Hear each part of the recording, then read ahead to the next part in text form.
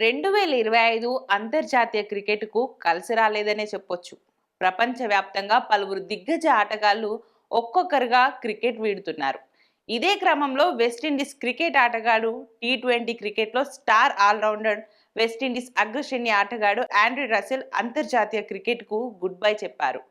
ఆస్ట్రేలియాతో రెండో T20 match అనంతరం అంతర్జాతీయ కెరియర్‌కు రిటైర్మెంట్ ఇవ్వనున్నట్లు 37 ఏళ్ల రసెల్ ప్రకటించాడు. భారత్, శ్రీలంక సంయుక్తంగా ఆతిథ్యం ఇవ్వనున్న 2026 టీ20 ప్రపంచ కప్‌కు 7 నెలల ముందు రసెల్ ఈ నిర్ణయం తీసుకున్నాడు.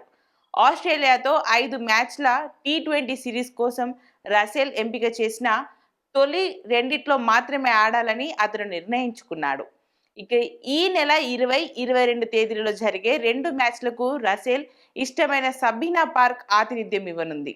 ఇక 15 ఏళ్ల సుదీర్ఘ కెరియర్లో విండీస్ టీ20 జట్టులో రసెల్ కీలకంగా వ్యవహరించాడు.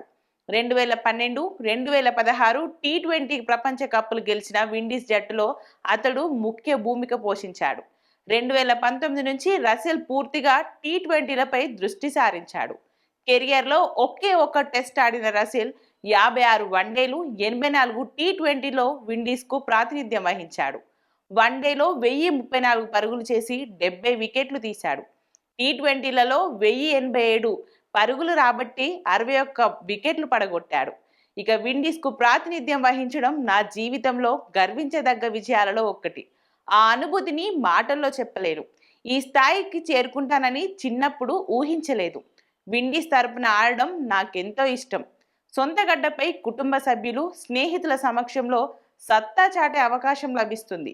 కరేబియన్ నుంచి వచ్చే తర్వాతి తరం క్రికెటర్లకు మార్గదర్శకంగా ఉంటూనే నా అంతర్జాతీయ కెరియర్ను ఉన్నతంగా ముగించాలని అనుకుంటున్నా అని రసెల్ తెలిపాడు. మొత్తం మీద మరో ధనాధన్ ఆటగాడు క్రికెట్ను వీడడం అభిమానులకు నిరాశే.